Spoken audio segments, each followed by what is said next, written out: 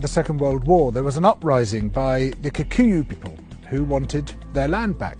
The Kikuyu were herded into concentration camps and fortified villages, almost the entire population of over 1 million people. People were systematically tortured to death. They invented a new kind of pliers whose purpose was first to crush men's testicles and then to cut them off. They raped women with bayonets. They raped men. Similarly, a favourite technique was to ram sand up the rectum with a stick. Sometimes they were rolled up in barbed wire and kicked around the compound until they bled to death. Some of the British soldiers boasted about this. This is within living memory. The Colonial Secretary lied about it. The papers documenting it were burnt.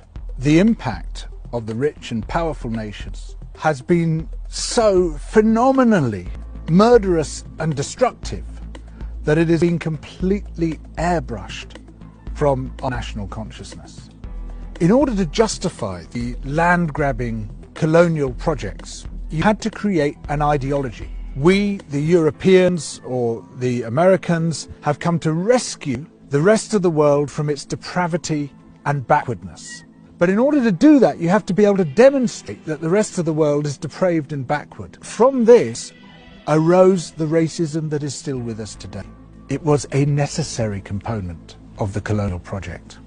Some people might claim, well, okay, we broke a few eggs to make this omelette, as if all those human beings were eggs. But look at the omelette, isn't it fantastic? Look, we made this fantastic omelette. Forget about all that unpleasant stuff and let's just celebrate where we are.